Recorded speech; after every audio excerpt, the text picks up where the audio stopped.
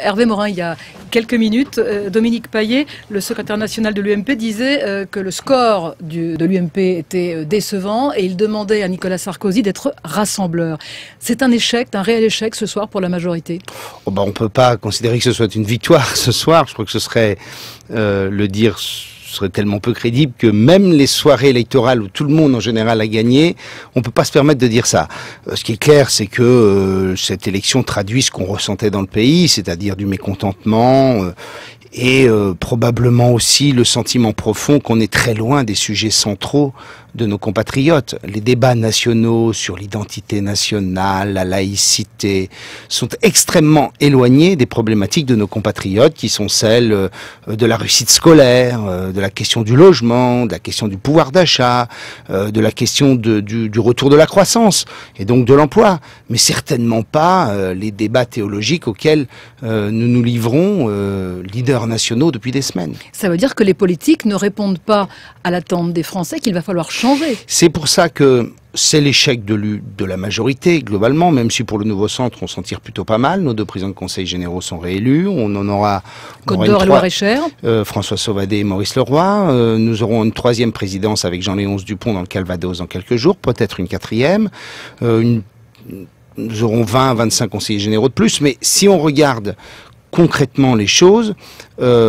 on peut observer aussi qu'il n'y a pas d'appétence pour le Parti socialiste. C'est une victoire par défaut. La majorité, la droite et le centre sont bas, et donc le PS est relativement plus haut. Mais reconnaissons que l'envie de Parti socialiste n'apparaît pas non plus dans ces élections.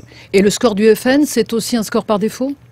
Le score du FN, c'est l'expression d'une impatience, d'une incompréhension, le besoin de retrouver l'éthique et l'exemplarité au sommet de l'État. C'est un sujet qu'on a tellement entendu et qu'on entend tellement lorsqu'on fait un tour de France comme je le fais à l'heure actuelle.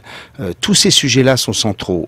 Quand nos compatriotes souffrent, ils ne comprennent pas que l'État ne soit pas exemplaire. Voilà les vrais sujets, et l'expression du Front National, ou le succès du Front National à cette élection, c'est l'agglomération de toutes ces problématiques. Mais avec des reports de voix très curieux, parce que d'un canton à l'autre, vous avez des électeurs du Front National qui vont voter PS au second tour, qui voteront UMP ailleurs, et donc on voit bien que tout ça est loin d'être figé. Marie-Ève Malouine. Quelles leçons vous en tirez pour la présidentielle, puisque tout le monde y pense déjà, quand il y a une telle abstention, qu'est-ce qu'on se dit, qu'est-ce qu'il faut faire?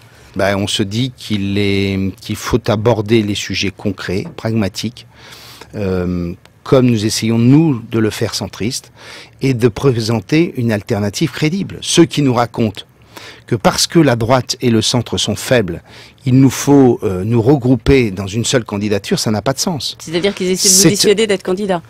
C'est au contraire une offre politique nouvelle qu'il nous faut bâtir. C'est cela que nous devons faire. Et nous, centristes, à travers la Confédération, nous sommes en train de mettre sur place et sur pied avec Jean Arthuis, Jean-Louis Borloo, Jean-Marie Bockel, le nouveau centre, eh bien nous allons construire cette alternative politique. Est-ce que Nicolas Sarkozy porte une responsabilité dans le résultat de ce soir pour l'UMP et quelles conséquences peut-il en tirer? Il y en a qui évoquent déjà une autre candidature à l'UMP. Écoutez, ça je ne vais pas me rentrer dans les débats de l'UMP, mais Nicolas Sarkozy ne peut pas dire que c'est sa victoire quand les élections sont bonnes et que ça n'est pas son échec quand les élections sont mauvaises. Vous souhaitez reconstruire les choses pour les mois à venir. Concrètement, comment? Quel sera votre discours? Comment allez-vous le structurer? Parce que finalement, ça va aller vite. Oui, il faut nous faire entendre. Pour le nouveau centre, nous travaillons depuis des mois à travers des conventions thématiques nationales, à l'expression d'un certain nombre de propositions, sujet par sujet. Nous présenterons un projet complet à l'automne et en même temps, et dans le même mouvement, nous nous regroupons et nous formons progressivement cette formation politique centriste qui a été éclatée depuis 2002 et qui est en train de se recomposer. Justement, ces divisions, d'ailleurs on l'a vu à gauche, les divisions ne payent pas, est-ce qu'à droite, ça n'a pas aussi pénalisé la majorité? Les divisions, c'est le mot qu'on emploie quand on est en situation de suprématie. C'est le mot du PS. Et c'est l'expression de l'UMP. Moi, je crois au contraire qu'on a besoin d'une expression diverse.